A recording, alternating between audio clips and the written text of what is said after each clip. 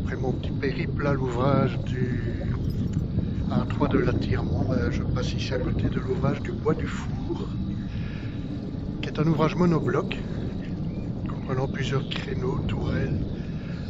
C'est vraiment un gros fort, une grosse casemate, quoi. Celui-ci est visitable, hein, c'est un musée. Voilà, il est visitable je ne sais pas quand. Voilà, Bois du Four, voilà, les renseignements sur la porte d'entrée. Ouvrage monobloc assez rare sur la ligne Maginot.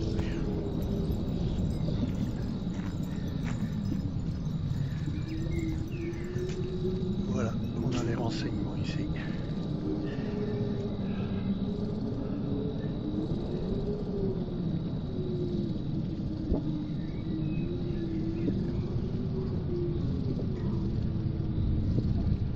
€, enfant 3. Tous ces ouvrages ont été remis en état, ce qui est une très bonne chose d'ailleurs. Quand je vois celui que je viens de visiter, il est condamné à de court terme, hein, rongé par l'humidité, la rouille, l'abandon, l'oubli. Ceux-ci vont être réhabilités. Un beau créneau. Apparemment, le canon était de nouveau dedans. Le fameux fossé diamant.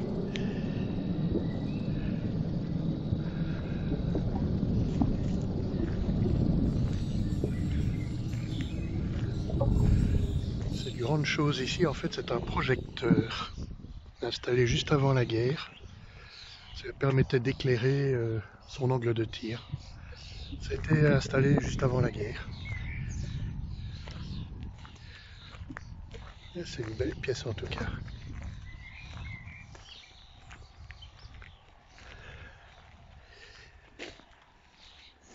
Ils ont tout remis en état, voilà. Les canons jumelés sont dans les créneaux à nouveau. Voilà.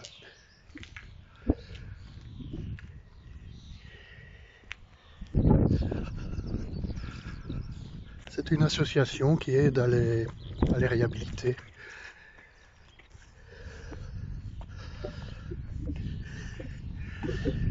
Voilà, entièrement remis à neuf. Avec le GFM. Avec une mitrailleuse qui en sort comme c'est à l'époque. Et là on voit la tourelle. Tourelle de mitrailleuse probablement. Ici une cloche périscopique. Il y avait un périscope au-dessus, ici au-dessus. Voilà, elle servait pour l'observation essentiellement. Bel ouvrage.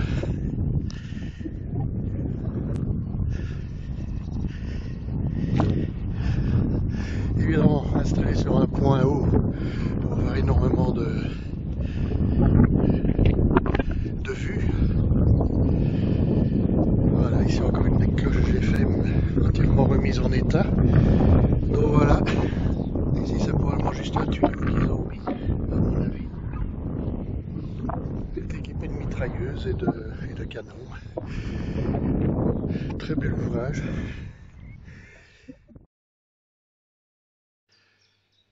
Et me voici maintenant devant l'entrée des hommes de l'ouvrage de Fermont, qui est juste voisin de celui de l'Attirement que je viens de visiter. Cet ouvrage-ci est un musée, en fait, ça se visite, hein.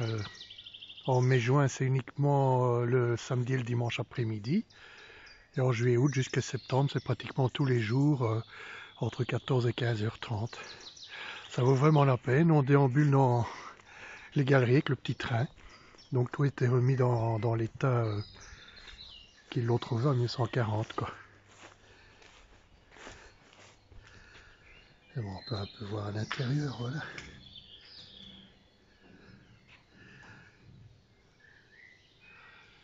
Voilà.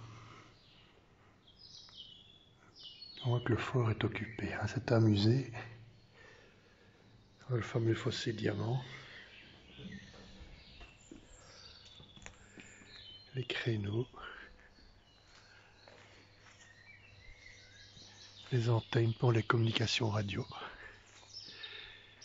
Voilà, on va aller voir l'entrée munitions maintenant. Et voici l'arrivée devant l'entrée des munitions de l'ouvrage de Fermont. Donc voici ici un monument commémoratif de la bataille qui a eu lieu ici.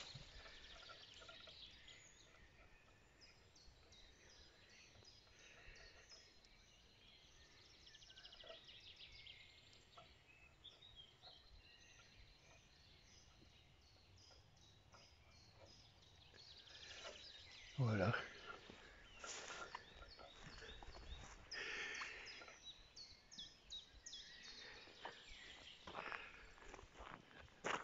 Voilà, donc ce fort-ci est un musée, hein, voilà. Un musée qui a ouvert il y a déjà longtemps, hein, en 1979, 1980 par là. Donc c'est un des tout premiers ouvrages d'Annie Maginot à être rendu au tourisme. Voilà, ça doit être un des gros 88 allemands à mon avis, ou c'est français, je ne saurais pas dire. Canon allemand de 10,5, ben voilà, j'ai pas tort. La Flak, canon anti-aérien.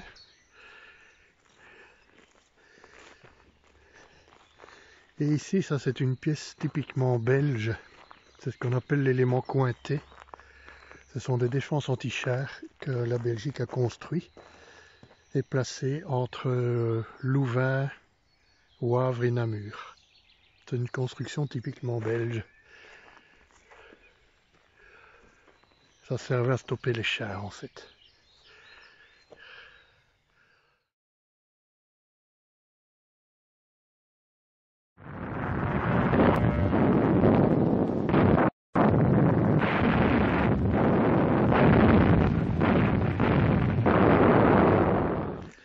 Quelques très beaux canons ici. Voilà.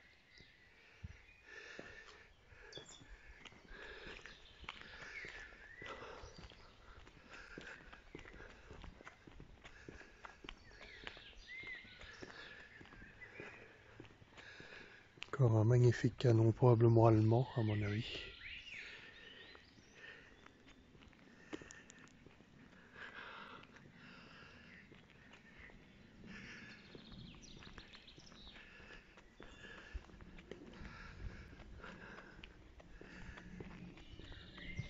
Voilà pour ceux qui ont envie de visiter l'ouvrage. Voilà les mensurations.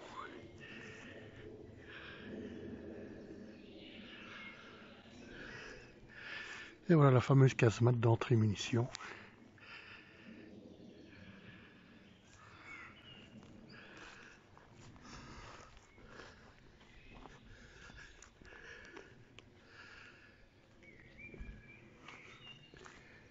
Le canon était remis en place.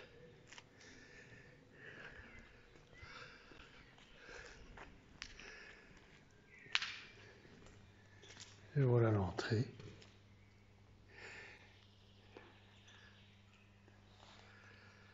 Voilà.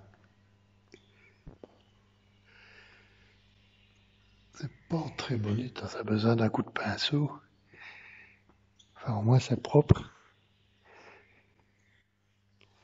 Voilà. Alors, petit souvenir de l'époque, hein, de 1920 à 2021, voilà. L'absurdité la plus totale.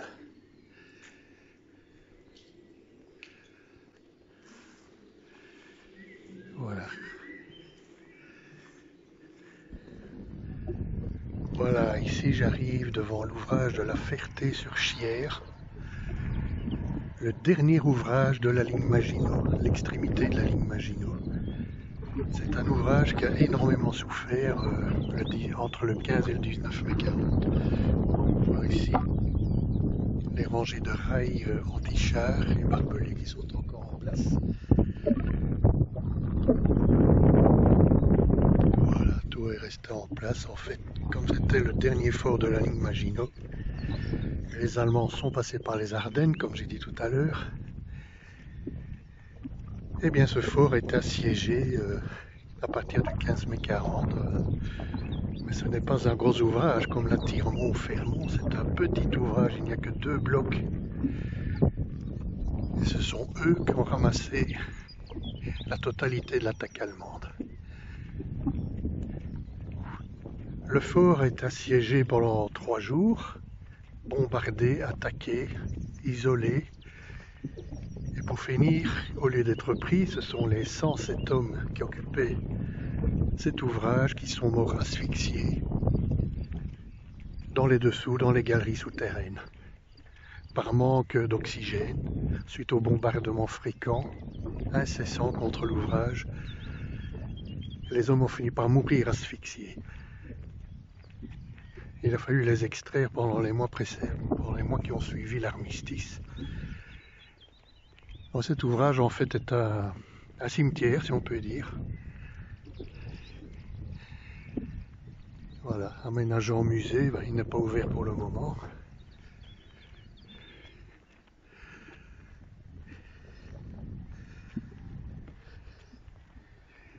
Voilà l'entrée du fort.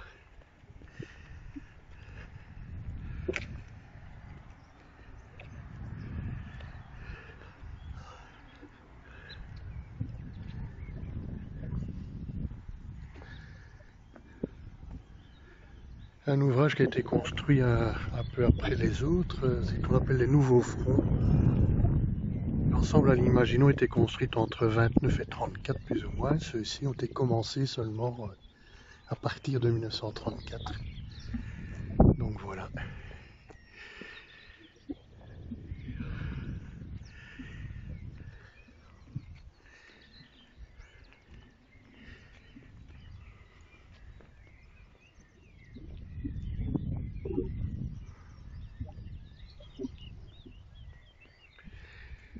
Ouais, donc c'est une tragédie qui s'est produite ici.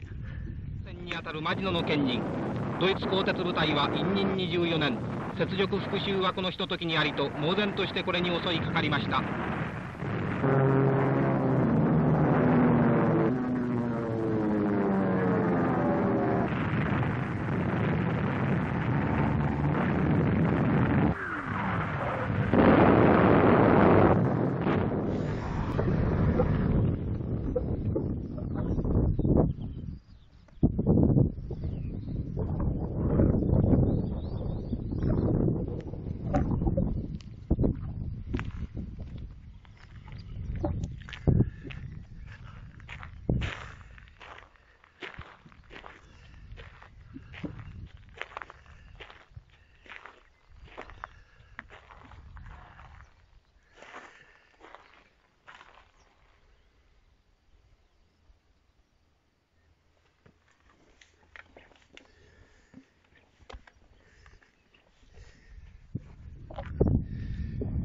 Voilà les champs de rails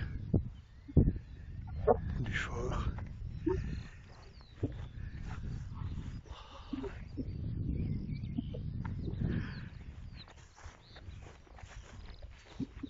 Les champs de rails et barbelés qui encerclaient, qui protégeaient tous les blocs de tous les ouvrages de la ligne Maginot. Et bien beaucoup ont disparu, bien sûr. Les queues de cochon et les barbelés. Tous les trous d'obus qui montrent le carnage qui a eu lieu ici.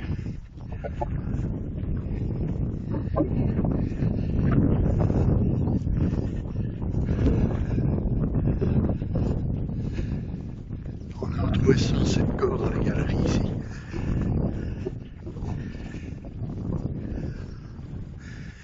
Et voilà le deuxième bloc de l'ouvrage.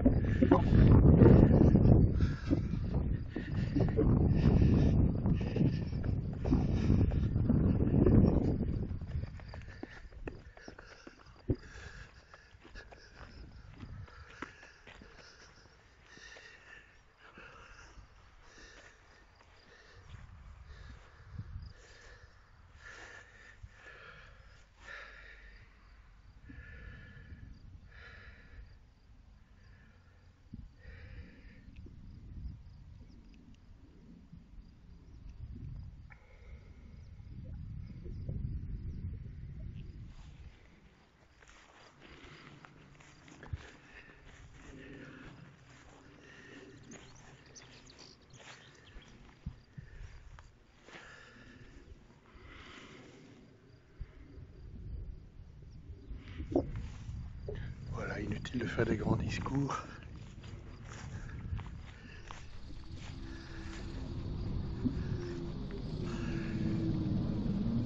Voilà le bloc tragique de l'ouvrage de la Ferté.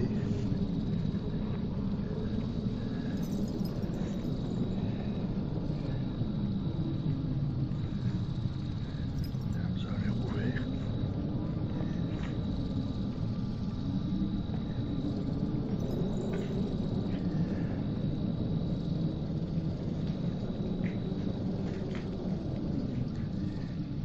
Ici c'est fermé.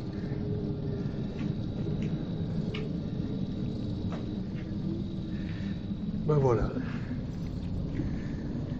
ce petit complément de mon exploration du fort de la Tiremont, on voit bien tous les trous de rue ici.